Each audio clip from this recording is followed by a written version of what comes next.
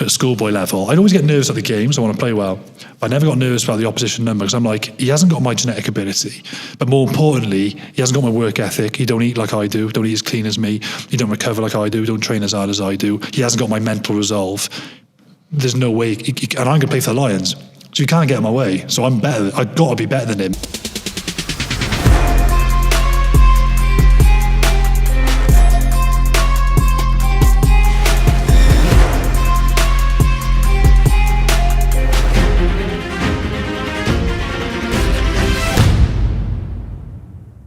What is going on, people? Jumping in on this podcast to let you know about our incredible sponsors, Trained by JP, aka TBJP, the one-stop shop for all your bodybuilding needs.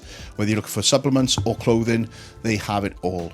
Quite possibly the biggest range of subs you will find anywhere in the world, end of. Whether you're looking for pre-workouts, stim-free or high-stim, intra-workout shakes, post-workout cream or ices, vegan supplements, it is all there for you, as well as the highest grade of health subs that you will need in your arsenal. Check them out. It's www.tb-jp.com, and on there you will also find all the clothing which they release multiple times per year, but get your hands on them quick because they are limited drops. Use the discount code MAGIC10 for money off. Help the brother out, and let's get back to the podcast. Peace. So I didn't know, it's all brand new to me. Because I got a sweet tooth as well. If I had to, like, do you want a puff? Can you do that? Yeah. How do you do it? Like, You just I'm not like thingy. Just suck it in. Just like, suck it in. No, so it's not like a cigarette where you gotta. No, I don't like take it down or anything. Fuck, that's lush. Mate, that was fucking lush. Oh my god! I can see why people like that. Yeah. Oh my god! Add that flavour with the nicotine as well that you obviously going to get addicted to. Yeah, I know. It's bad, isn't it? I see why you like it now. Yeah. I got that straight away. I'm spending so much money on them, it's unreal. Because I buy them like... How much would that be then? 7,000 puffs? Well, this one's a 4,000 from under the counter. I think it's 2 for £22. Fuck, that's good. Yeah. But then when you're driving like I do... Oh, I bet you get through it. I know tomorrow. And then if I'm editing, if I'm busy with shoots and stuff, I'm not too bad. But if I'm editing or just sitting in the car driving, I go through them like water. Fuck. But, yeah. Fair play. That's nice. The first vape. Next time I come and shoot now, you'll be on vapes. That should be the start of the video. Just Will you be right with that? Yeah, that'd be cool. That'd be cool, that. I'll put it in. Yeah. Fucking hell, the end of Sam's reputation was because of the podcast he did with Magic Eye. That'd be good, that'd be a bit of fun. Class. Right, so I've got a little intro spiel that I'll do. Nice. I know that. You do your thing. Yeah, I'll do the intro and then we will proceed with the podcast. Cool. So, are you ready? I'm ready. Let's go. Ready. Right, guys, what's going on? Welcome back to the Beautiful Struggle podcast with myself, Jay Davis, aka Magic Eye. We are back in a studio setup. As I promised, I was going to continue doing these. We've taken some online, doing on Zoom, just because of the logistics of getting guests from overseas or around the UK in one room. And I do want to continue to deliver the in-person podcast, just because I feel the dynamic of it, having someone opposite me, it just flows much better. And obviously being a content creator myself, visually, it matters. So we are back in the studio. And I'm in a very, very sick facility today, which has pretty much been designed for content creation. So it works. When I had the option of where to shoot, this was my preferred location. And I'm glad I did it because it is very nice. So my next guest is, I would call him sporting royalty. Quite literally, because he's got an OBE. He is a sporting legend, especially here in God's country, Wales. Anyone that's not Welsh, don't slate me.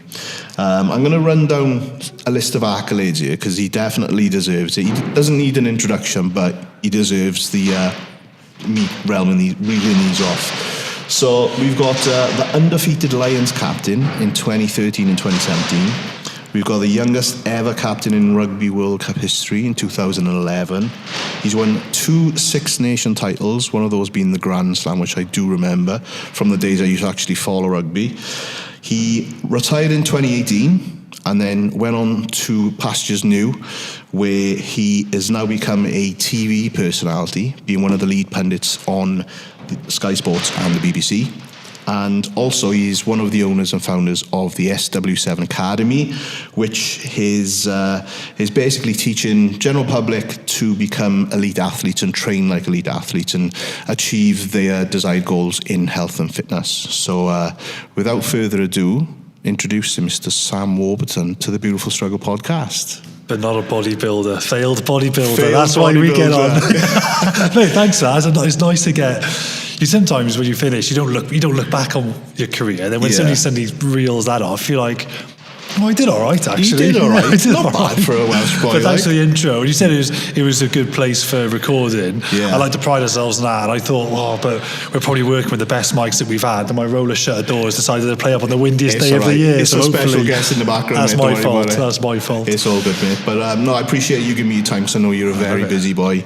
You've got a lot going on, obviously, with the academy and everything else you're involved in. We did try and get this done a few weeks back, but obviously Six Nations was in the mix, and your life around that time is just nuts, I can imagine, yeah? Yeah. What, with regards to like where you're at right now, obviously with the academy and that, how are you balancing, doing this, doing the app, doing the content, doing the pundit on is that, how do you pronounce, would you say that? Is it punditcy or? Yeah, punditry, I guess. Punditry, yeah. It's a good one because a lot of people ask me now, they go, what do you do now you finish?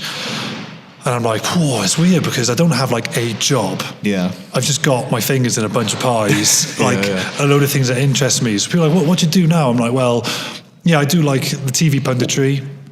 And then like a bit of, I say journalism, say that loosely, like I write for the Times newspaper on rugby related issues. So like you got your punditry and like your column writing. So that's like your sort of rugby analysis punditry type role. Yeah. And then I'm on the board at Cardiff Rugby, going to get more involved in their recruitment, moving into next season. So I do quite a bit there. Yeah. Co-founders, you mentioned, started and helped run this SW7 Academy, so an online training platform. Then I've been quite fortunate since I finished. I've managed to maintain a handful of like brands who I've worked with as like ambassadors over the years. So I sort of still brand ambassador for a bunch of companies. I do public speaking on like leadership and things like that. And I've got into business a little bit. So been a minority shareholder in a handful of companies just to sort of see how that goes. So I'm like, that's kind of it. And then I got 3 kids on top of that. I'm like, life is, that's a job on its own. Oh mate, big time. So I'm like, it's a good question. How do you find time? It's like, it's hard. Yeah. It's very hard. And I got a very understanding wife, but I still make sure I prioritise time. I was doing the school run the other day, actually. I always make sure Tuesday mornings I keep off so I can take my boys swimming, I can do school runs and pickups. Yeah. And there was a mother who would come up to me and she went, do you ever work? Because she probably does the school run on a Tuesday and sees me every Tuesday on the school run. And in my head I was thinking, and I know you're busy so I can say this to you because I follow you and I see you on the road all the time, going up and down. And I'm like, I've been away all weekend, love. I'm allowed to have a morning off because I'm kind of, a lot of my roles are freelance. I can kind of pick and choose my week. So I always make sure, this is why I finished from rugby, one of the main reasons. You've got to be very selfish as a sportsman. To be a bodybuilder, you've got to be very selfish. You've got to eat what you've got to eat, train when you've got to train, recover when you've got to recover. It's the same as an athlete. But I got a little bit fed up of being really selfish and putting the family second. So I've got a lifestyle now where I can put the family first, but I can still strive for good things outside of my family life, like try and be good at whether it's on the TV or building a business and things like that. But I always make sure that it's not at the expense of family time. So it's a very tricky balance, and it's quite hard to navigate. You've got to learn how to say no a lot, and do things that you can only afford to do from a time perspective and do things you enjoy. But you'll get that because you've lived that lifestyle. You've got kids and you've competed, but it's hard. But I enjoy it. I think I heard someone say this was very successful. He went, your chaos is actually your stability. Because suddenly, if you or me, if we had everything taken away from us and we had nothing to do, we probably go stir crazy. Well, that's when I told you off camera when I first came down and I was in hospital. Yeah. Well, that's what happened to me because I was lying there, not able to move, just looking at the ceiling, and then everything stopped, and I was like, it's the complete opposite of what you're normally like. Yeah, my head fell completely off. You need stuff to focus on, and so I think I've got a nice balance now. I've got stuff to strive for. I'm not a busy fool, but I'm busy enough that I'm occupied, and I got reasons to get out of bed. And the thing is, like you said, you've got to be a master at juggling and wearing many hats. So that's what I say to people when they say, how do you do this and that?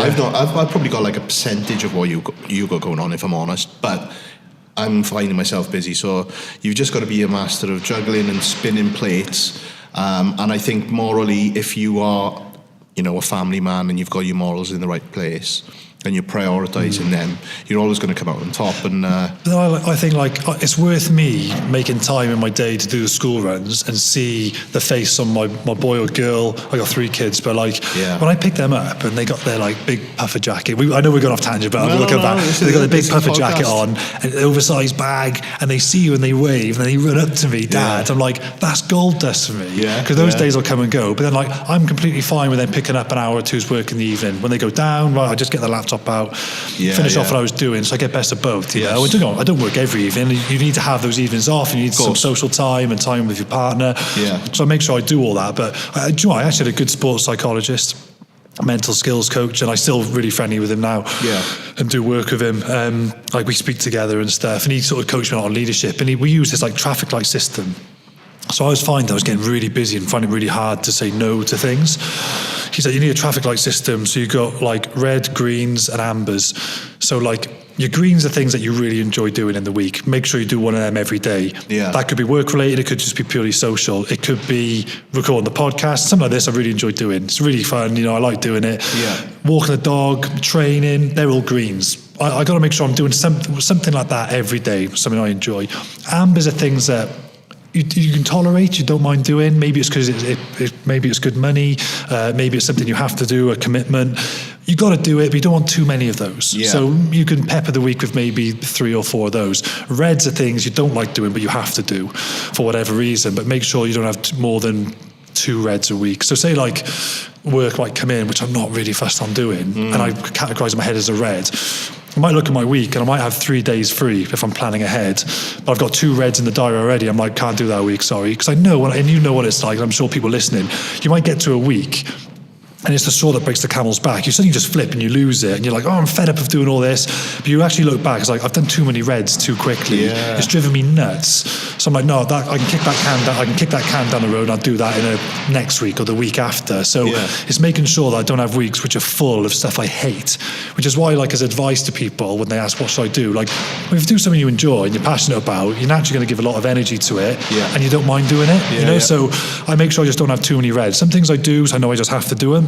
But don't do too many reds. I don't stress out too much. So I use this sort of traffic light system. I used to actually physically use it, but now I can kind of just do it in my head because I know what I like and what I don't like doing. So I do that to stop me or keep me sane, really. That's a very cool little tool there. And I know not everyone has that luxury. Some people are in a 9 to 5, they might be struggling to get out. But if you are I'm talking from a freelance perspective. I'm working freelance at the minute, so I kind of do that from a freelance perspective. I could definitely use that system. Well, it's probably similar to yourself. Well, no. Well, you can kind of make your own schedule to a degree. Some things I have to do. Sam, you've got to be here for this contractual commitment. They want you on Thursday, the 21st of September, wherever. I'm like, right, fine, I got to do that. I just make sure there's not too many. I don't do the same. I've got a lot of reds. I've got a lot of reds. What do you think of the reds in your head? As you say, I'm like, that makes perfect sense. And, maybe it's my own, obviously definitely my own fault for putting too many reds in the diary. But you know what? I'll explain it a little bit, just a tiny bit more, because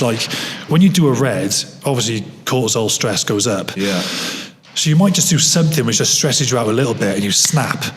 But it's because you probably had 5 accumulative reds. So from a stress perspective, you're going up and up and up. That's why this guy, Andy McCann, he says you need to have a green every day. Because when you do a green, that's why people like you and me, we'll laugh at the Ronnie Coleman memes on Instagram. Because you'll say to your missus, I'm stressed out, I need to go and relax. And then we're bent over rowing 6 plates. But to us, that's relaxing. So that's a green to us. We need to get that in. And if we get that in every day, or I walk my dog every day, then it brings you back down. And Andy showed me this study where these doctors who are do perform life-saving surgery, they had to, this is in London, they had to sit in a room which is no electrical interference, it was green, plants, nature sounds, couldn't look at their phones or nothing, they're just sitting there for 20 minutes. And all the sort of markers of stress just came plummeting down. So he's like, that's why when you're stressed and you slam the door and go, I'm going for a walk. Because we've grown up in this concrete jungle, in the last 200 years, way before then, going back hundreds of thousands, we've grown up outside. So he's like, you don't realise that walking past trees, the shape of leaves and greenery, that's why all hospitals are white and green, calms you down. You don't realise it calms you down. So like have a green every day, and it just stops you from having those snap moments, you know, when you just have no patience. So I found it's been very useful for me. I'll be putting some greens in the diet every day. Hopefully this is a green. More greens than vapes every day. But I'll probably edit it in. Sam had a little puff on the vape. I was a vape virgin till today. I brought your cherry, mate. I brought your vape cherry.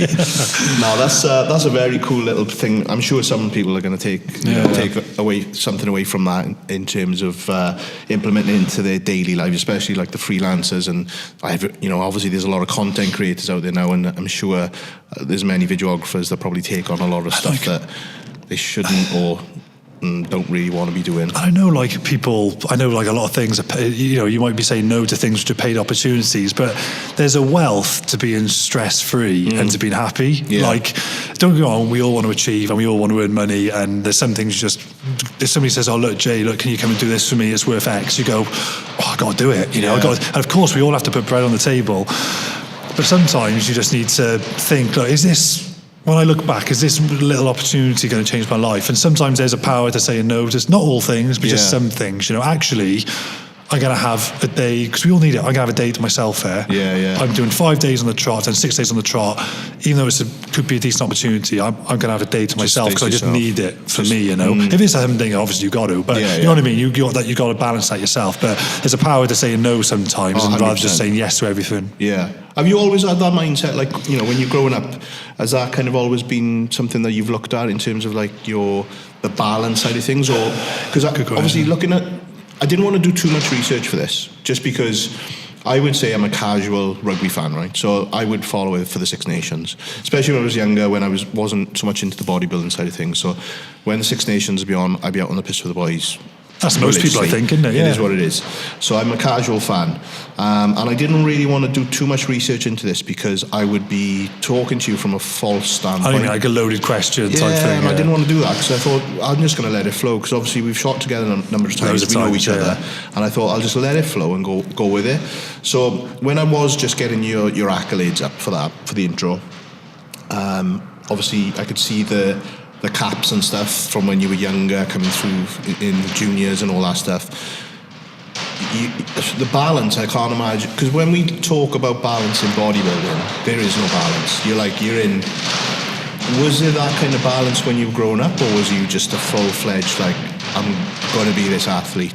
No, on the bodybuilding topic, I grew up on Flex magazines. Okay. I loved it, mate. I was obsessed with training from the age of 15. Yeah. Like bodybuilding training. Yeah. And a little part of me thought I wouldn't have minded going into bodybuilding. Right. I was obsessed with it. That's why I'm kind of into this game now with SW7, the academy. Yeah. I love training. That's what I found easy about being a pro rugby player. My favourite thing was weight training. I love weight training. And I would say the reason I probably made it over other people, yes, I'm quite tall, I'm quick, I'm fit, I'm powerful. So I know I had a genetic, natural ability which was quite good. But more importantly than anything, mate, my work ethic, my obsession to train and to be the best has superseded anyone that I played against from my age groups coming through. Conor McGregor said a quote, I wasn't talented, I was obsessed. And I completely resonated with that. I reckon from the age of 15 to 20, I trained like a professional athlete. Yeah. And I obsessed about, I swapped my jam sandwiches and honey sandwiches and my packed lunch for tins of tuna, because I quickly figured out it was better protein, and packets of crisps were fruit. This is from like 15. I remember doing GCSE PE, and they go, what this food, what's the main macronutrient in this food? And I just put my hand up, boom, boom, boom. What is this movement? And I knew what the movements were, so I read all the machines in the Fitness First I snuck into when I was 14. I was obsessed with training. So yes, I had my partner my wife who I'm with now, I met when I was 16. And I look back and thinking, oh my God, she tolerated me so much. She'd be making a carbonara, this is in my young 20s. And I'd see like a full fat cream on the kitchen counter and like bacon with all the fat on it. Yeah. Mate, I've never eaten fat on bacon since I can remember. I always cut it off and eat the medallion because it's just lean a bit, I'm just like a bit weird like that. I'm a bit obsessed. And I was like, oh, what did you put in that carbonara? And she said, oh no, it's that cream and this bacon fat. And I was like, all right, I'll use this lean ham, and I've got this packet mix which I can just mix with skim milk instead, and I'll make my own one. Like, and I wouldn't eat a carbonara. Like, I thought nothing of it then. But I look back now, and she must have been so tolerant of me, because I was that's why I could have lived a bodybuilder lifestyle, because I was quite strict on nutrition and training. So I totally get what you boys go through. The only thing I won't understand is the contest prep. You know, I haven't done strict dieting like that. I bet that must be really tough. So I don't know what that's like. But the obsession on something I completely get, and I think that's what I had. And there was a woman I met recently, actually, because I go around talking and things, and she's like, oh Sam, can you give me a bit of advice? I got a teenage boy, and I think he's really good at rugby, but I don't know if he's going to make it because he doesn't really want it, you know, but he could be really good. Like, what would your advice be? He wants to do other things, but I think he could make it. I said, do you want my honest advice, or do you want just my plastic advice? She was, go on then, give me your honest advice. I said, you probably ain't going to make it. I said, if you want to get to the very top of something, whether it's rugby or say for this bodybuilding, there's going to be so many hurdles. And yes, you can have a coach or a teacher or a parent or a partner like give you a nudge every now and then to help you, and when you find things tough, because that's normal. But there's so many hurdles on the way to get to the very top. You've got to have a deep, innate desire to really want to fucking do that yourself, because you can't keep getting pushed, because you'll just give up, because you've got to care about what you're doing. If he's not that passionate about it, he's going to find it hard, because it gets hard. I always think it's the higher up you go in rugby, and I'm sure it's the same in any walk in life, actually the less enjoyable it becomes, because it's the more cutthroat, have to perform, got to do X, Y, Z. Even though it's a privilege, it's hard. So unless he really wants that, he's going to struggle. And sorry, you asked me about my obsession, because I really deep down wanted to do rugby. I found it easy, but I know a lot of people, they go, oh God, I bet it's easy being a sportsman. I go, you do one pre-season with me. You do one pre-season, I bet you after 2 weeks you want to go. It's not what you think it is, you know. And that's why I don't normally talk like this to people, because I don't want them to think that I'm being patronising. I know you're nodding along because you can think of all the contest preps you've done. I'm relating to everything you're saying. So I know you guys would go through it, but not many people are willing to go through that. And I think you have to have a certain level of that obsession. That's what I've seen in rugby, across a commonality across all the top players, is they've all got that a bit, and you have to have that. That's so relatable, Big honestly. Imagine someone said, I remember someone said this to Ronnie Coleman. They went, I don't want to take all the steroids you take, because I don't want to look like you. He went, you can take all the gear I've taken, you still won't look like me, because you've got to put the work in. Exactly. So you don't just look like that. Like, you know, you can't get that big without a hell of a lot of work. I don't care what you put in you, you know. So people don't understand that, you know. No, it's got to come from somewhere else, and that's something. I'm just going to reset this camera as I'm talking. It's got to come from somewhere else, and that's the problem with today's day and age with social media, is that obviously everyone's trying to do it for, you know, to be something on social media, on Instagram. I mean, this conversation's happened so many times, but they're trying to be someone on social media because they see the kudos that someone like yourself or another high-performing athlete in another sport is getting. But because it's not coming from, like, where you said just then, deep inside, they don't make it, they fall off, and then they still look the same 5-10 years later, or still in the same position, not, you know, performing 5 or 10 years later. It's like the whole question, like people say, what's your why? You know, why do you do it? And like, that's what I found in retirement. I found it quite easy to... so I keep talking, by the way. I found it in retirement quite easy to retire, because I didn't play rugby for recognition, for the money. I didn't play it for that reason, even though the money's nothing like football. I played it because I wanted to be the best at something. I wanted to be like the world's best player in my position. Now, I'm not saying I did that, but that's what I wanted, you know. So I didn't do it because I wanted likes on my post. I didn't do it because I wanted people to ask me for a picture. Like, that stuff actually, like, it's a lovely compliment when people ask you to do that. But I walked past a group of teenagers the other day, and I was with my dad. I said, watch this, Dad. So we walked past them, and nothing happened. They were about 15. I said, now, 6 years ago, that would have been a completely different experience. People who struggle with, I think, playing rugby, they would have craved the attention in that moment. They would have wanted them to get stopped, asked for photos. I'm perfectly cool with that. I actually like it. I live my life under a rock. I'm quite a boring person. Like, I don't need that. I don't need like external kind of praise to feel good about myself. Like, that's not what I did it for. I did it because I wanted to. Yeah, anyways, I did it because I want to be really good at something, you know. So I think if you got that why for when you're doing stuff, it makes it so much easier. Like you say, we've seen it. Like, get fit in 6 weeks, get in shape in 6 weeks. But you're laughing because we know the truth, you know. It's the same with anything. Like, there's no overnight success. There's no such thing as a quick win. But how long would it take someone who is 80 kilos to look like you? I would guess it would take a pretty diligent training. I would say, look, mate, 3 years if you really want to knuckle down. Like, it's going to take a long time if you want to put on. If you could put on 100 grams a week, realistically, of quality lean weight, half a kilo a month, 6 kilos, that's only 18 kegs still. That's not enough. I mean, even longer. You know, like, it's years, mate. 10 years ago, because I'm approaching my 10-year transformation anniversary, or whatever you want to fucking call it, I was about 150, pounds. 155 pounds. Yeah. 10 years ago to the day, on the 15th of May. Yeah. On the 15th of May this year, I'm 220, so I've put 70 pounds on in 10 years. And you know what? But this is the thing. That doesn't sell on social media. No. So, but that's the truth. This is what people need to hear. It's like, look, you can't listen to an ad, and he dictates. He said, look, you're this body type, so do my plan, and you'll be this big in 2 months. I'd be like, please don't. They're selling you down the river. Don't do that. Like, you do it from diligent hard work for a long time. The successful way is the hard, long way. That's the only way, do you know what I mean? But people don't know that truth, do you know what I mean? So, when I actually did the maths in my head then, 3 years, when I think about it, I'd say it took me, I tell you what, I started the academy at 82 kilos. I'm kilos, so I'm more metric, I'm yank. 82 kilos, and by the time I was 21, when I was hitting, playing professionally at a top level, 104, 105. So, that's 21, 22 kilos. Some of that would have been some fat mass in there, but a lot of it, I'd say at least 3/4 would be solid lean mass. Do you know what I mean? Yeah, which is 5 years. So it takes a long time. I just want to apologise because I'm having one of those moments where my camera is being an absolute prick. Is it? Yeah, it's normally this one. Oh, that one? That's why it's by me, so I can just... See, you're multitasking well. I didn't even notice that, and you're cracking on with it all like nothing. I'm over there, changing batteries. I am a one-man band, so no, I do apologise. But absolutely. And like you said, mate, it's so relatable with like what you've just said about the social media thing, and where people crave that attention afterwards.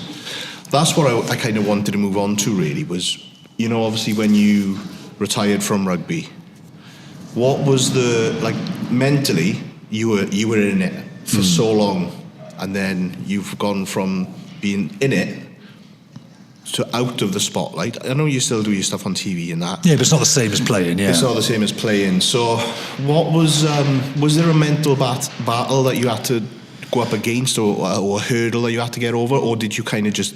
You dealt with it pretty sound? Yeah, sure. Like, deciding to retire was the easy decision. It was actually letting the people know, like, who were paying my wages, for example, clubs, the national team, coaches, which was the hard bit. And actually, I found playing rugby way harder than life after. I didn't realise this, but I got a twin brother. I realised I got a twin brother, but what I didn't realise was... What I didn't realise was... Just saw him one day down the street. Oh, you look like me, mate. Long lost brothers, But what I didn't realise was what my brother said to my mum and dad. And my mum and dad were chatting to me. When I finished, he said to my mum and dad, it feels like I got my brother back. Because I was so, like I mentioned before, so obsessed about playing and wanting to do well, I found the pressure of it would get to me a lot, so I'd be quite a bit of a recluse sometimes. Yeah. When I finished, that was all gone. So actually, like, finishing, I felt, I'm not talking ill of rugby, but I felt like giving my life back. Now, I know I was probably more obsessive than other players, and I'm not saying if you play professional rugby, you're going to feel like this, but that's just how much I cared about what I did.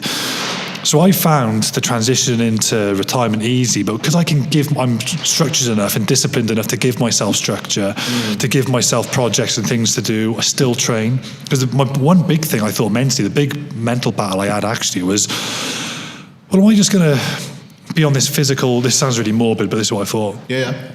Am I just going to be on this physical decline until death? I've hit my physical peak. Yeah. Am I just going to wilt away to a skinny fat man and just like I'm not accepting that. Be so that's why been like anything, yeah. People see that guy. I see that guy over there. He used to play for the Lions, and they see some skinny guy with a gut, looking unhealthy. Probably I'm like, a little bit sour. Yeah, what that guy, we've all seen him. I was like, no, I'm not. Like that's why I still train like crazy now. I finished prematurely. I only played till I was 28. Called it a day at 29. So I'm 35 and 36 this year. Mate, I will be that nutter lifting at 78 years old, and when I know the benefits of training for longevity anyway, because I'm up to speed with all the research and data, I love reading all that. But for my mental health, for my physical health, I'm like, I will train forever, because it's almost like I'm training for life. Like you're fighting age. I want to stay fit and able. I want to be fit for my kids, for my grandkids. Like it's weird what you think about when you're just doing random things. I was on a train the other day, and there was this, no disrespect to her, there was a lady who was significantly overweight. The train was moving, she was trying to find a chair, but she couldn't even walk down the train aisle. She had no level of athleticism. Now, I'm not saying you need to be an athlete to jump on a big high box, but just to live life, be fit to live life and not struggle and have a poor quality of life because you can't look after yourself. You don't have to train like what I do, but just keep fit. Just move, just swim, like just watch what you're eating with some consideration. Like you will have a much better chance of living a higher quality of life. And I just thought, I look at those examples, I think I never want to be like that. I want to be able to help out, like I say, when I'm older with my grandkids, hopefully, 100%. And you want to be fit and able for life. So because I can do that and I train and I look at other 35-year-olds, I'm like, I'm fitter than, and I don't mean that in an arrogant way. That's what I do. I want to help people get to that point. I'm like, look, it's not as complicated as you think. It's actually a lot easier than you think. It's just you just got to be willing to put the effort in. Yeah, it's complicated because they have to get off the sofa. Yeah, the reality is you can take a horse to water, but you can't make a drink. And I'm like, look, I'm not asking you to train 6 times a week for 2 hours. If you commit 45 minutes 3 times a week, you'll transform your life if you want, you know. But a lot of people don't have that diligence to do that, which doesn't sound much, but for the long term, that's the difference. Do you ever run into people that you were in school with, same age as you? You just mentioned 35-year-olds now, right? So obviously I'm a little bit older than you, just a little bit. You look younger though, that's the most important thing. Best guess of odds. That's what happens when you tackle with your face for 10 years. Where was I going? So you see people when you see school. people, when you see people that you're in school with or whatever, that you grew up with, and you see, well, say you're out with the missus, maybe you're in town or something doing shopping, and you're like, oh, he was in school with me, or she was in school with me, and they look about 20 years older than me. I know. I've come up against a few of those, especially because I realise I look a little bit younger than I actually am. But it's like they've accepted getting old, and then I think that projects them even appear even older then. And it's not that we don't want to get old. No, like it's just natural way of life, isn't it? But I don't know about that. I'm fucking Peter Pan. Well, you and me are both still wearing Nikes when we're older. I'm basically Benjamin Button. I'm still wearing Jordans, basketball shorts. But it's like, you know, like it's proven though. Like if you eat tidy, if you eat well, you have some level of exercise. You know, you're doing something in life that you're enjoyable, and you've got a good support network around you, whether it's family, friends, whatever that network is. You're gonna be younger in yourself just because you've got all those things going for you. You know, so that's why I see those people let themselves go. I'm like, I don't know. I don't want to get too like alpha, but like, do you not have any pride? Do you not want to be? Like, people say, what do you train for? I'm like, this is, again, morbid. I'm like, I don't want to die when I'm 50. I want to live till I'm 80 or 90, 100 if I can. And I'm not saying that's going to make me do that, but it's going to significantly improve my odds if I do that, you know? So I'm like, I want to be around here for my kids as long as I can. That's why when I train now, before when I trained, it's like, I played number 7. I want to be the best 7 in the world. But now I'm like, I want to be around as long as I can, and I want to be fit and healthy. And look, a nice byproduct of that is aesthetically, you look better. I mean, that if you're willing to put that work in, you have that mindset, then all those nice things come as a byproduct. I think as well, where you said about the transition from limelight, let's call it, to post career, different career now. I think the way that you've dealt with that really well is by focusing on other projects, and like you've got many things going on in different lanes, and I think that's where a lot of people will go wrong. And I think that's where someone like Jamie that we spoke about off camera, going into gladiators, he was able to divert his attention and his goals to something new, which was obviously training for the gladiators, which is a completely different style of training, to the point where I know he's been having so many issues with his ligaments and his forearms, because obviously the fast-paced changes of direction and stuff in gladiators. So he's been able to do that, and I think that's where you've smashed it as well, is because obviously you focused in on business essentially, and maybe growing your brand as obviously SW7 and yourself as a personality within the industry. I wanted to ask one thing, like going into the presenting and all that. Yeah. Did you have to do like media training? Because speaking to you across here, and obviously I've spoke to many guests, and all due respect to all my guests, they're only putting content out on YouTube and Instagram. Yeah. Whereas I know you're in studios with much better setups than what I've got going on here. And I can tell, like straight away, just with the way you're talking across the table from me, that it flows. So have you had any kind of like media training, or is it just kind of... Yeah. Well, because I was like a young captain. So like... when I was national captain was 22, so you put in front of cameras all the time, so you get used to, I think what people find difficult is actually the physical thing of a camera in front of you, or talking at a lens rather than a pair of eyes. Like people just find that just throws them off, And even at age group level, at 18, 19s and 20s, I was captain, so you do an interview. So I guess, because I was kind of drip fed and put in front of cameras from a young age, you get used to the camera thing. But then I always I mean this with the absolute most respect. When I did like my first BBC sort of gigs, and when you're talking on BBC, they give you the numbers of like the peak audience. Yeah. The best ones on average, they could be within like 5 to 8 million viewers in like a Six Nations game. Yeah. But like they could be up to 10 million on like a big England-Wales game or something. Yeah. On the odd year. So when that camera goes on, and you know that potentially at moments during that game the audience will peak at 10 million, people are like, oh, how would you cope with that? Like, I said, well, one, I'm talking about something that, and again, not to sound arrogant, I know I'm right about. I'm talking about rugby. So I know what I'm saying is right. You've lived and breathed it for fucking 20, 30 exactly. years. So I know I'm not wrong in the least arrogant way. If I was on politics today, I'd be crapping myself. But I'm talking about rugby first and foremost. I'm like, two, I'm like, compared to the pressure of playing on the pitch and getting it right and playing, I'm like, I kind of have that perspective as well. Yeah. I've had I think of times where been away from home in training camps in Poland, getting absolutely smashed in not glamorous places, miles away from home. Like, I'm thinking, this is all right. I'm in a studio with a bag of minstrels talking about rugby. It's all right. Balance, so bro. I guess I have that perspective, but yeah, the BBC did early on as well. They do give you coaching. So I had about 2 or 3 sessions with a guy called Rob, who was brilliant, and they just give you like the obvious things, like always look ready to talk. Because if you suddenly, if they show there's like 3 of you and one person's just completely disengaged, like it just looks on the telly, it looks weird. Or like, if you want to speak, you can just move your mic, or always keep your mic high when you want to make eye contact. And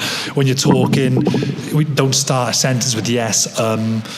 Because the one thing people find hard when they're talking like this is they find maybe a 3-second silence. That ain't awkward. Yeah. But they find it awkward. So if you've got an awkward silence, so if you need to think about something, have a think about what you're going to say, then say it. But then some people are like,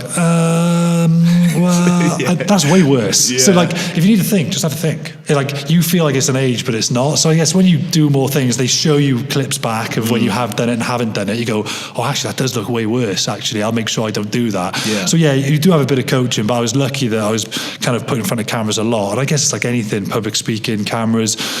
There's no magic pill you can take to be good at something like that. You've got to kind of put yourself out there, gradually do it, take baby steps. And when you look back, you're like, oh, crikey, I've actually come. Like, look at you, right, you're saying this.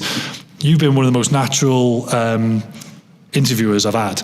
Mate, when you're about to do this, genuine now, I was looking at where your notes were, because every time I've done this, people have notes, but you've just done it. Like, that's a skill, right, to be able to flow a conversation without loads of notes. So, like, you probably look back to when you did your first interview, and, like, you go back and go, God, crikey, actually, I can hold an interview well. Like, I'm just winging it. It doesn't come across that way. So, like, but you've done this God knows how many times now. So you wouldn't have been this good on day one. So I think, like anyone in whatever you're doing, podcasting, TV, content, like the more you do it, the better you get. And as long as you have the mindset to review what you do and go, oh, that worked, that didn't work, and just constantly refine, then over the years you should get better. God, you're dropping some knowledge bombs on you today, mate. Just take it all in, people. Just take it all in. Just fill in the gaps. Just fill in the gaps. Well, that naturally happens, but you know what I mean. Yeah, I listen to commentary now, and there's people who I listen, because I do it when I do commentary. I lock myself away in my office and I'll listen to a game. I'll watch a game that I'm going to do on the weekend. So I want to see what the team's strategies are, what their plays are. Yeah. I'll also listen to the commentary. And you also learn what not to do from hearing bad examples. So I listen to what the commentators, some of them. By the way, I'm not perfect. I know I got loads to work on. I can sound a little bit monotonous and a bit bored sometimes, like my tone and my voice. So I've got to remember to kind of keep up my energy, because you can get lost in games when they're a bit boring sometimes, and not to state the obvious. You've got to constantly, no one's perfect. So I don't want to I'm certainly not perfect. So I don't want people to think that. But as long as you're kind of striving to try and get better. You're self-aware with where your ability is, and exactly. you need to obviously improve. Yeah, where you need to work on. Yeah, that's pretty cool. How often are you actually doing the punditry then, with presenting and that? I'll do 25 games a year. 25 so it's not that many. So and each game I put a day aside to prep. Yeah. So when you're doing the maths in your head, it's only 50 days a year commitment.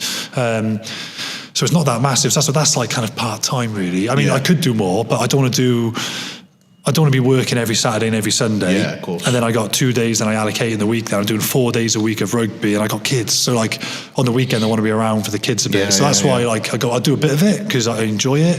But I don't want to do it every weekend. Otherwise, I won't see my kids. They'll be in school. You'll probably start hating it as well. Yeah, it is. You've got the energy to do it then when you do it, Yeah, if you're doing it when you're I think enjoying it. Podcasters, people like yourselves, they'll do 5 episodes in a day. And I'm like, whoa, if you're doing that all the time, you're just going to resent the podcast. I've done 2 in a day back to back. That's quite hard. Wipe me out. Yeah. I did run with Eddie Hall.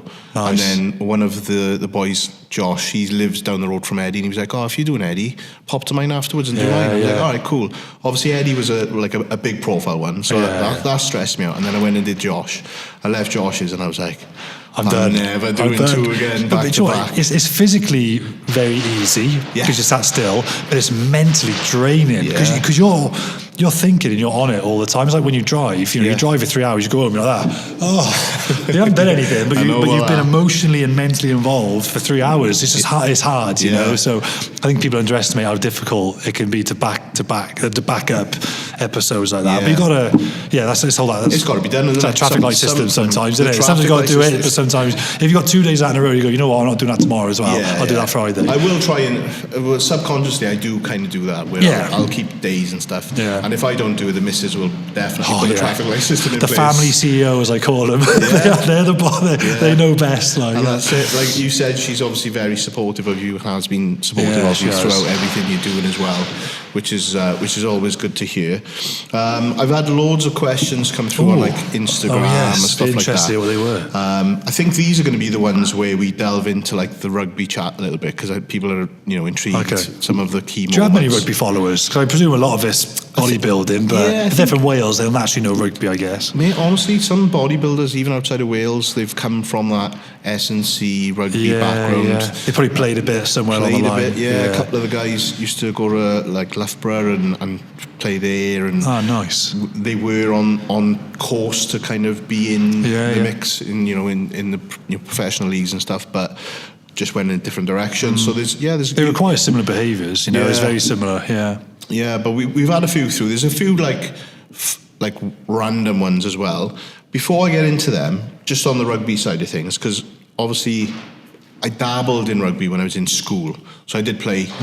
I was a hooker, I think. You're even Welsh if you haven't played rugby, it's somewhere along the line. I was a prop and a hooker in school, I know that. And then, but with rugby comes the boys, innit? The rugby boys. And I think that's why I get on well with yourself, mate, is because when I first started shooting with you, and obviously you're a big name, everyone's like, oh, what's he like? And I'm like, he's literally one of the boys. Because I think that comes from the rugby culture. That's nice to know.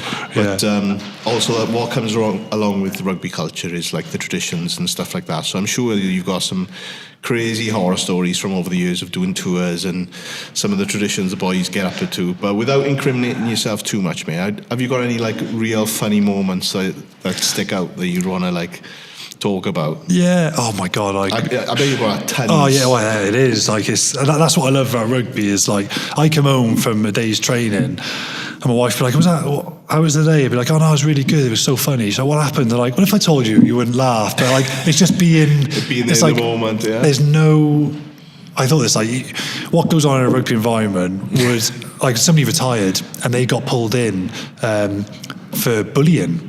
He was like, I thought that was banter. Because, like, in rugby, it's so, like, people will, like, take the piss out my nose, like how big it is, and I'm like, and I go, and people go, you're not going to be offended by that. And I'm like, I missed that. I missed that ribbon, but like, I remember like Lions tours, like it was obviously a very highly pressurised kind of situations. Yeah, we won this one tour in 2013. So for those who don't know, you know, Britain, Ireland, Scotland, Wales, pick the best boys every 4 years. You go tour. So we hadn't won a tour for 16 years. We won this tour, so like everyone lets their hair down. It's only one time of the year. You got like 4 weeks off because your off seasons come in. You can just drink guilt-free, you know, because it's hard to drink in competition in season and all that. Some boys do, but I particularly didn't. But so we had like the team manager got us in, was like, right lads, this was Saturday night. We just beaten Australia, won the Test series. You got nothing formal to do until Tuesday midday. Just be back in your blue polo, blue shorts, Lions kit, you know, with all your kit bags, and we're going to be flying home. There's no media, no sponsorship, nothing. We've done it all. We front-loaded the tour. You just got 3 days to chill. So we were like, shit the bed. We've got like a 3-day all-inclusive stag do in like Sydney on Bondi Beach. Boys were like, oh my God. Like we knew we were staying till Tuesday, but we thought we had like formalities, you know. So boys were just drinking for like 3 days straight. And we had one player who was renowned for drinking, like and even he was Welsh, obviously. Like even the other nations were like, "God, we knew he was crazy. Like he loved to drink, but oh my God, he can drink." Yeah. And we were going home on the plane, and we're lucky when we fly long haul flights with like Lions and stuff. That is obviously always sponsored. So you can go like business class. Yeah. So it's quite nice, especially Australia, like 24-hour flights. So this guy had been drinking for like 3 or 4 days straight, and everyone's like, oh my God, he turns up on the Tuesday in the complete wrong kit all over this. Don't even know what day it is. So we're all trying to get him changed, like get his right polo on and that. I mean, I was only like a player behind him. He's going up the steps, and then we were flying over like Qantas from Australia, I remember, and he got like the air hostess, and she was like, oh, hello, sir. And she said to the drunk player, she's like, oh, are you? And he was known for his like confidence, like he was always like very, and you got to be like, everyone's got to be believing in himself, but he was very confident player. She was like, oh, you know, good morning, sir, or good afternoon, sir. She said, oh, are you business class or are you first class? And he said, love, I'm world class. And he was absolutely right. He was gone, like, and we're just saying, like, trying to get him on the plane. Oh, God, sorry about him, like, and but like, I just loved the like, but I loved actually. Like he got to the top because he just believes in himself. Like and like if you said what you actually think, you come across as quite arrogant. But like that stuff happens in rugby environments, and it's just that's rugby environments. Does it still happen now? Yeah, because like it's so politically correct now, isn't it? With all these stories you hear. I say that there's a player who I'm good friends with now, and he's my age, just a bit younger than me, and he's still playing. He's like, mate, it's very different now to what it used to be like. Coaches can't talk to you as firmly as they used to be. You've got to tread water a lot more carefully now. So I do think, rugby will always be rugby. Yeah. And the boys will be the boys. But I think the delivery and coaching probably has had to change. I quite like firm. Yeah. I can have a coach call me out for something I did wrong. And like some players don't respond to that. And that's the wrong thing to do to those players. Some players do need a bit more pumping up their tyres, you know. But if somebody just went, Sam, boom, boom, boom, not good, I'd be like, yeah, my bad, I'll make it better. I don't mind. I don't take it personal. But I think maybe the ratio of snowflakes. It might have increased a little bit, I think, in this day and age compared to 10 years. There's a few more Karens. Well, that's the feedback I'm getting. I haven't been in those coaching environments now for 4 years, but I think some of the old school coaching that I might have received going back 15 years ago probably wouldn't be around now. Eventually the game will change, you know, because I hear, like I was telling you earlier, I played basketball. That was what I used to play. Did a bit of rugby, but it was basketball. And I know just from like observing like the top level at basketball, like that game, you know, from when Jordan used to play, it's a lot less physical now. So when everyone talks about like LeBron, I was watching a podcast the other day where they were saying about would LeBron survive in Jordan's era? Yeah, he'd be great, but it was a lot more physical back in those days. Obviously on the pitch with rugby, it's still physical, I get that. Yeah. But the game definitely transitions and changes, and I think it's not as hard as it used to be. Yeah, I think like rugby now, the medical protocols are way better than they used to be. The game is harder, but then like, you know, I think of some of the lads, coaches who coach now, particularly rugby league boys, they used to play 2 games a week. Like no medical, like, or the medical was much worse than it was now. They play like 400 or 500 pro games. I play 200. So like the game is harder now, but you get looked after better and they're less frequent because of player welfare. So like it's like pros and cons, do you know what I mean? And I think the coaching's probably a lot, it's not as firm as it probably used to be because that's just the way the world is these days, you know.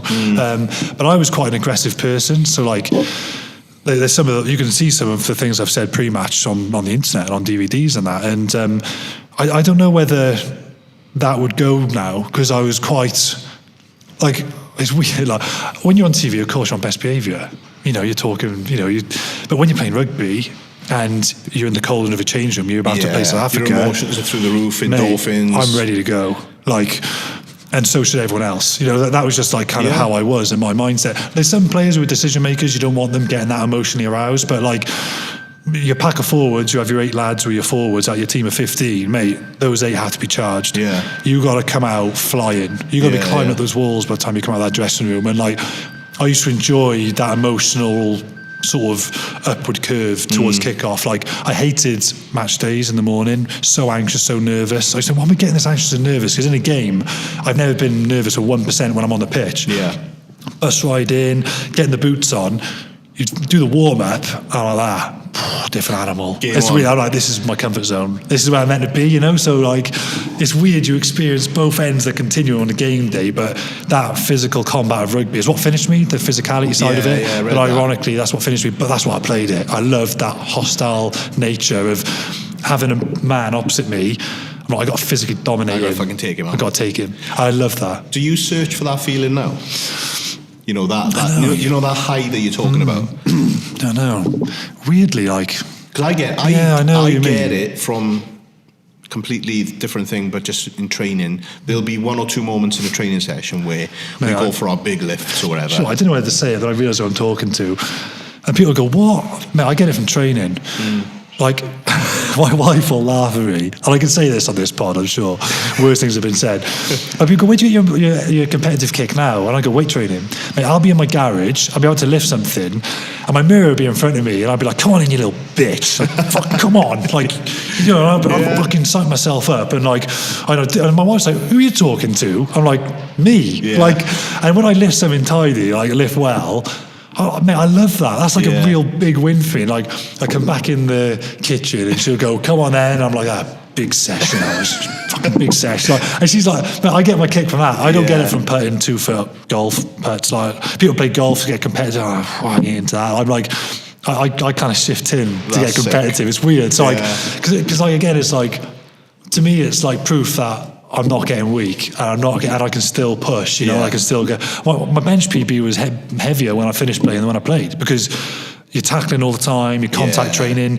Actually, rugby holds you back from getting strong. I was mechanically stronger in some lifts in my 30s when I finished playing, you know. So I still love that challenge. So when people say, where do I get my competitive kick? Unless there's people like yourself here, listeners, they don't get it. But I'm like, from weights. Mate, I'm going to have to sort a session out for you, right? Oh, you kill me, mate. Because you'd be good at volume. Not with me. Because I tell you, I'm poor. I'm a strength and power guy. So I'm your 3 to 6 repper. Like, boys do training here, they do 20 reps. I'm like, oh my God. I'm not a volume guy. So I'll do it for a laugh, but I'd be terrible. If the people are watching, they know who I'm thinking of, right? So trained by JP, Jordan Peters, who's actually asked a question because he's a massive rugby fan. I've seen him on your socials, Jordan is like, he's a mad rugby fan. Oh, is he? He always goes to watch the games. Big fan. And he's also a lunatic in the gym. And I think just from the way you're speaking, regardless of muscle mass, regardless of how, like, where he is in his training compared to yourself, I think that would be a really cool moment to see. So we'll have to sort Or that like out. do a training session, get a YouTube vid. You two I'd love that. train together. Oh, I'm not like, I wouldn't hide away from it. I'd love it. I'd love to experience the volume that you boys do. Like, mind you, I have got a mate who's into that. So I go up this one gym in Taswell. I used to go up there. And the guy who owns it, he's into bodybuilding. And we do a pull sesh where you're banging in 35, 40 sets, like crazy high volume. It won't be that. It'll be more... Is it like lower sets, but much higher in effort and intensity? Intensity is through the fucking roof, mate. That moment that you're having... Kind of like that Mike Mendes kind of like stuff. What's his name? Mensa, that's it, yeah. Well, it's a little bit different, but with the moments that you're getting in your garage when you're looking in the mirror saying, come on, you cunt, or whatever. Yeah. Oh, right. You're going to get that from Jordan. Yeah. We'll have to sort that out. While we're on the topic of Jordan, I love that, yeah. let me get this question up from him. So it's a nice little segue there, actually, while I reset this camera here. But you know what, though? That's what I like when I train, because like when you get into a hard couple of reps, I'm like, this is when the normal person fails and gives up. I'm different. I'm going to keep going. Yeah. I'm fucking going, and that's what I like. That would be a fucking cool moment to sort out, mate. I bet some crazy DOMs the next day after that. I don't even need to think it needs to be filmed or anything. I just think it would be a cool moment for both of you. Just to train, I just let him lead me a session. He would lead it. Yeah. So I'll ask his question while we're on the topic. So Jordan, if you're watching this, mate, this one's for you. So what do you think of the constant increase in the size of players now with 148 kg props? Is strength and conditioning work more important than ever? Or with guys that big, is it just about playing intelligent rugby and not trying to play an upfront battle game with them? Good question. That's a rugby question if I've ever heard one. It's a good one. You need both. This is the one thing that people scare away from with rugby.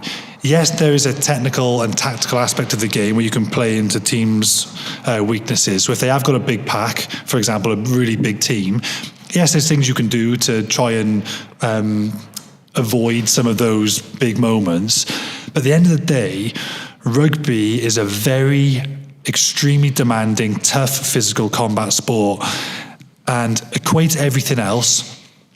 Big man beats small man.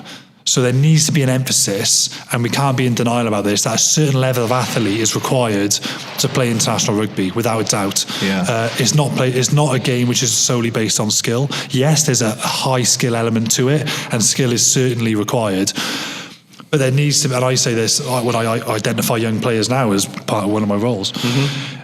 If they've got a very obvious ceiling physically, they're going to find it very tough to make it top level. Okay. So yes, you need to find people who are very good athletically, who have a high athletic ceiling, who are coachable, who are willing to work on all the skill aspects. But yes, you need both. But I would argue that you need to find people look at all the World Cup champions over the years. They are so relentlessly physical and explosive and big. It's scary. Yeah. You're not playing my position at 5'5". No, you can't. Yeah. You can't. So people don't like it because it scares people from the game. And I'm like, look, we're not trying to make everyone play the game of rugby at top level. Only 0.001% of people get there. But we encourage everyone to watch it because it's a gladiatorial sport which people love to get behind. Grassroots level, play it recreationally. It's great sport. Great for health and fitness, great for teamwork, communication, all those things. It's great for young people to play. But at top level, it requires a certain athlete as well. Yeah. And I think people are in denial about that. So you have to be... In rugby, I think big is beautiful. Big is beautiful. If you got big and you got skillful, mate, you're gonna do pretty well. Yeah. You kind of know what you're talking about. Yeah, you might have thought I coached and played at some decent level at some point. Yeah, that's a good answer. Who is the toughest player that you've played against? Good one. Like when you play rugby, it's not like the old days where they can cheap shot. I'll be honest, I never played against anyone where I thought I was intimidated. I mean, I'm just not that sort of personality. Yeah. I'm not the biggest player, certainly not. I'm not the most physical, but I played abrasive and I enjoyed that. But there was one player who, if I caught him in bed with my wife, I'd tuck him in.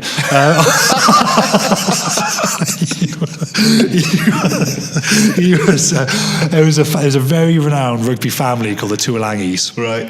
And they're probably the most famous family in rugby history. They got boys playing now at professional level. This player's retired. He played number 8 for Samoa and Perpignan.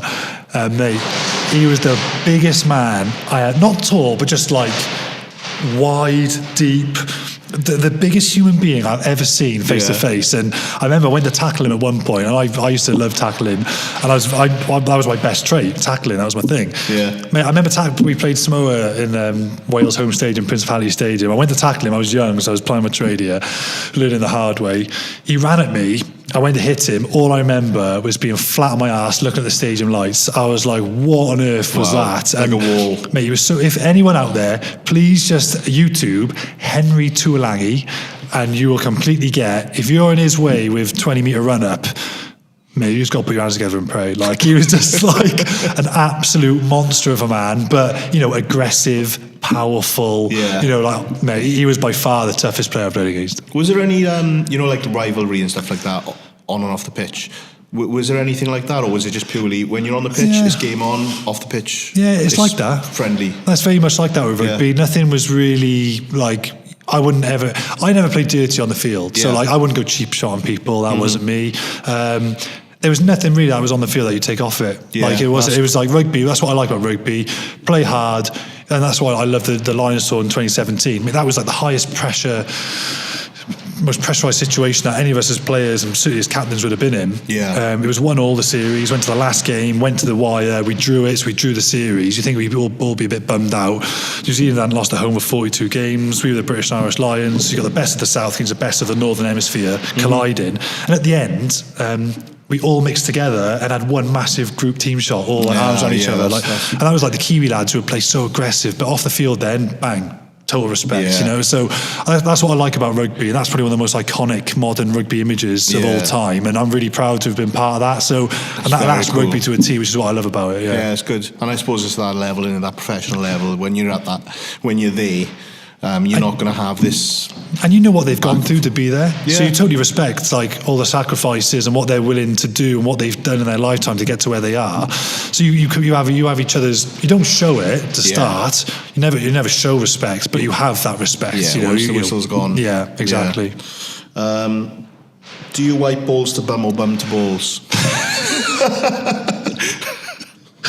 Do you know what? I realised I was on a rugby tour when we were actually discussing this on my first tour away. I was like, now I'm away with the boys. It's got. Can I ask you first? What would you do? I wipe balls to bum, mate. I'm the other way. Yeah, I'm the other way. I'm bum to balls. Bum to balls. All over your nuts. Yeah, no, but you finish with a scoop. With this little scoop. And then you can. Do you know what I think I do? I think I'm a bit more strategic. I think I go bum to balls, balls to bum, finish on a bum to balls. You're going all over the shop there, mate. Yeah, but with a different wipe. Different wipe, not the same wipe. Not just painting. Just plastering. Good question. Bum to balls. I'm not going to lie, I haven't been asked that one before. Yeah. Not many questions I haven't been asked.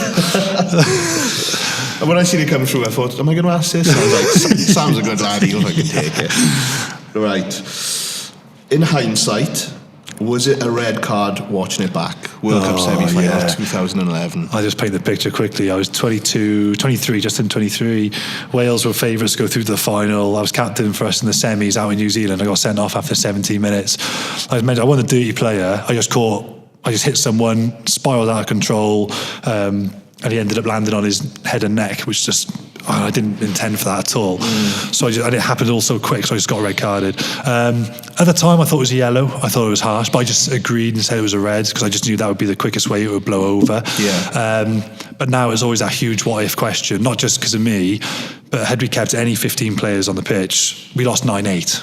So, I'm pretty sure that one-man deficit for over an hour would have made up for the 2 points we would have needed to go, and we'd be in Wales' first World Cup final ever, and then nobody knows. So it always feels like our greatest missed opportunity. Hindsight's a beautiful thing, as they say. I'd say it was the right yellow card would have been fair, but then to be fair, the way the game is played now, it's red card all day because it's very clear and obvious what the protocols are. There was moments in that World Cup where people did similar tackles and got a yellow card, and I think that's why Welsh fans in particular found it pretty harsh. Good answer. What would you say your greatest achievement has been in your career?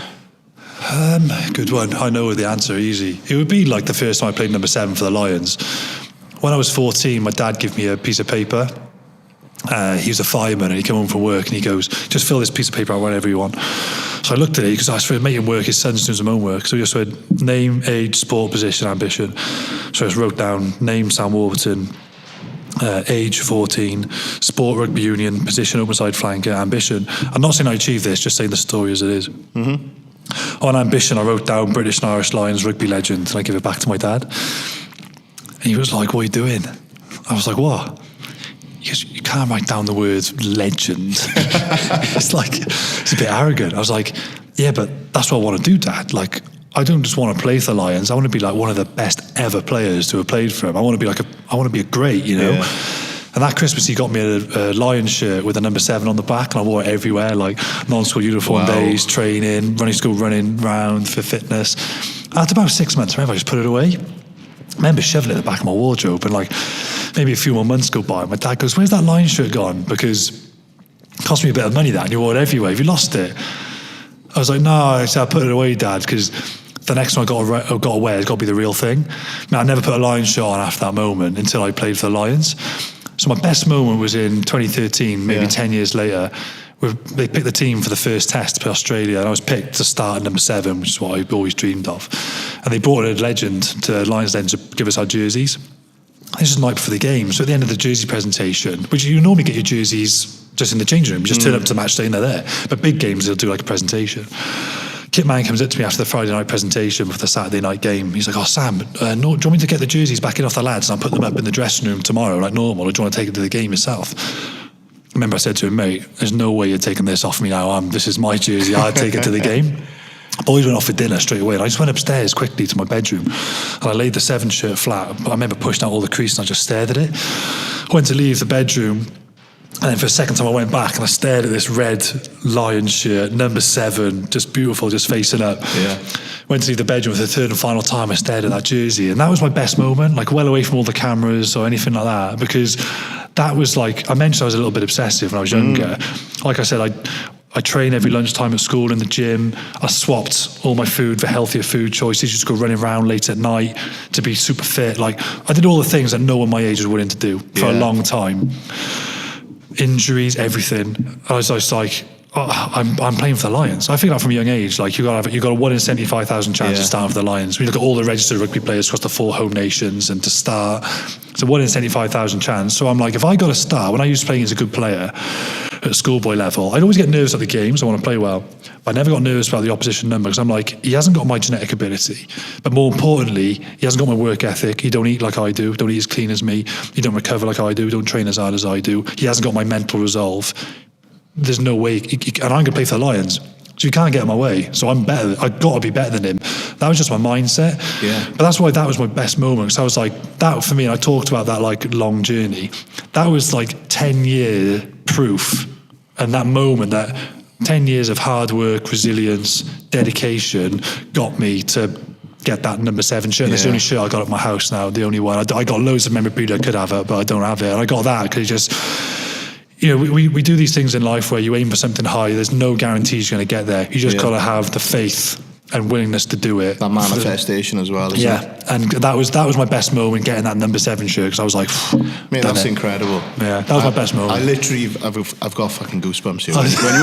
when you talked about that, I was just like imagining it. That's fucking incredible, honestly. And that's the thing, like, again, you can't sell to them, look, jump in with me, in 10 years' time you'll achieve this. I can't be bothered waiting that long. But like, I did a quick podcast. I'm not plugging it, it's not around anymore. But like, I was speaking to a lot of other athletes, and they're all the same. It took them 10, 15 years. It took you 10 years. Like, you know, it takes a long time. And I think if people can just accept that, but then when you get it, you look back and you be like, Jesus Christ. Time is your best friend if you use it. Yeah. If you use it how you should use it. Yeah, big time. If you're just fucking spunking your time up against the wall, then... exactly. Mate, honestly, incredible. Literally, my mouth was on the floor. And I was like, just that, picturing you at that young age with that shirt and saying, I'm not putting that on until I get it, the real deal. And then standing there And you've got it. It was wild. It was. I remember when I got my first Lions kit. Then, the Lions kit comes out every 4 years, and there's a rugby shop in Cardiff. I go in there and I buy teams kit, but I would never buy Lions kit. I just not doing it. I got to get the real thing. My teacher said, and a PE teacher who he's an ambitious guy. When I was in GCSE, he was like, "I won't shake your hand until you play for the Lions." I was like, "No problem. I'll do it." I used to bet with my mates. I remember I was in a geography class and I was like, "I bet you £200 I play for the Lions." I delivered on the bet. I said, "I'm telling you, I'm playing for them." Yeah. Nothing's stopping me. It's a bit weird, but that's why when I hear people who they want to do something, but they don't have that want. They haven't got the minerals to do it. I'm like, you got to really want to do it. Yeah. You can't just do something on a whim and hope it'll work out. You got to. Yeah, if you want to achieve something great, you've got to be willing to do what others aren't willing to do, for sure. That's sick. Right, got some quick fires. Cool. Quick fires, because I know you're a busy boy, and we're on 1 hour 14. Oh, really? Crikey, that's flown by. We're on 3:30 as well now. Wow. So we'll quick fire these ones. So, which as a career, pre-rugby, would you want to go into? Strongman, powerlifting? I think I know the answer. Strongman, powerlifting, bodybuilding, or CrossFit? CrossFit can do one. Yeah. I'd say bodybuilding. I didn't say that. Yeah, bodybuilding, definitely. Bodybuilding, yeah. I thought it might be. Just going back onto the other Q&A, wherever it is, on the old... I'm glad it's quick fire. Don't get me started on CrossFit. Touchy subject. Some CrossFit, not all of it. Some CrossFit. Some. All. Okay, I'm just being modest. All. Yeah. Right. Quick fire. Let's have a look. Cool. Right. We've done the red card one.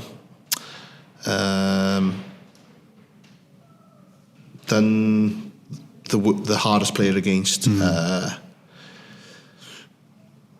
you see a change in the mentality of the boys coming through the academy compared to you? Yes. Only because I know people who work in academies, and somebody said to me the other day, "God, they don't breed them like they used to." He's like, a lot of, not my generation, one's gone by, just seems so much hungrier. Yeah. So much hungrier, where I think there's not all people, but there seems to be a sense of entitlement, I think, between some young athletes. It's like a trending thing across all spectrums. I don't know if it's a generational thing or what.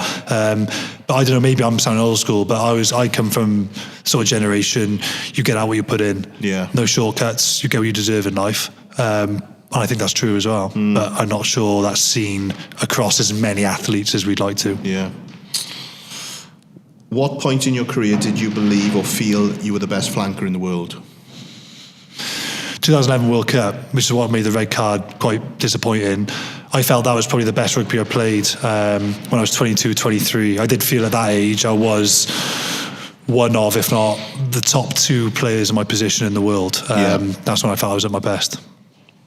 Final quick fire.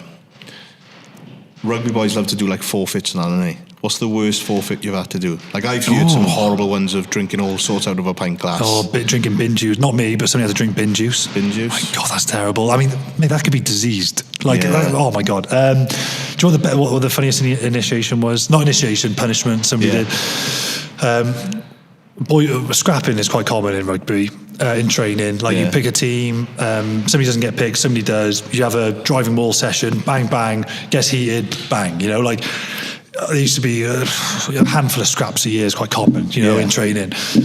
If you get caught scrapping, there's normally a punishment for it when you have your next drinking session. So what we did with these 2 lads, they were caught scrapping. Right, you 2 lads, you got to go up. You got a punishment because you were scrapping in training a month ago. They blindfolded them. They gave one a right arm glove, and they gave the other a left arm glove. Tied their other hand behind their back, and they had a blindfold on. Had to spin them round about 20 times, let them loose in front of the group, and they just got to swing haymakers. So they were both swinging. Because they're blindfolded, they can't see. But what they didn't realise was that 2 of us, 1 guy each, had a broomstick with a glove on the end of it, and they couldn't see it, and they were jabbing the water. So they didn't know where the punch was coming from. They thought the other guy was smoking them clean, 10 times in a minute, and they couldn't figure out where they were. But both guys blindfolded had somebody normal just jabbing them with a broom and a fist. They couldn't get over it. After about a minute, one of them just suddenly lost his patience, took his blindfold. I think this is a joke, and then everyone fell to the before laughing because they realised they were getting jabbed by a broom, and they were both about 10 metres away, just swinging into mid-air. So he had some really good, funny initiations like that. Mine would have been nothing other than drinking. I was a little bit against a lot of that because I only like drinking certain times of the year because I knew it wasn't good for my performance and stuff. So I drink maybe 2 or 3 times a year with the boys.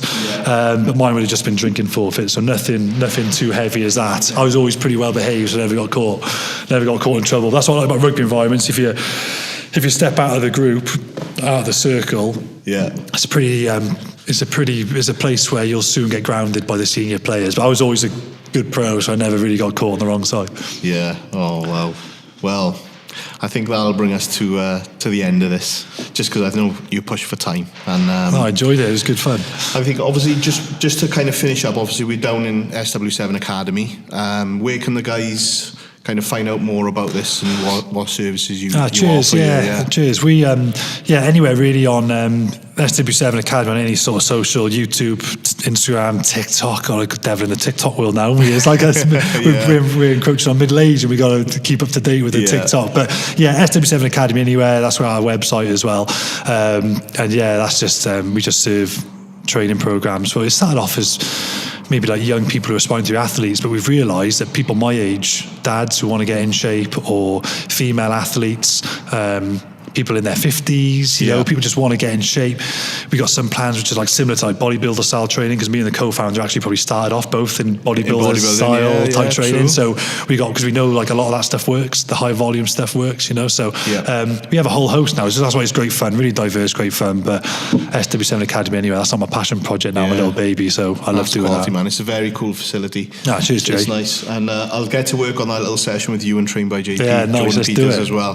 But thank you very much for your time today, mate. I appreciate it massively. Legend. Make sure you check Sam out on TikTok and everything else with SW7 Academy.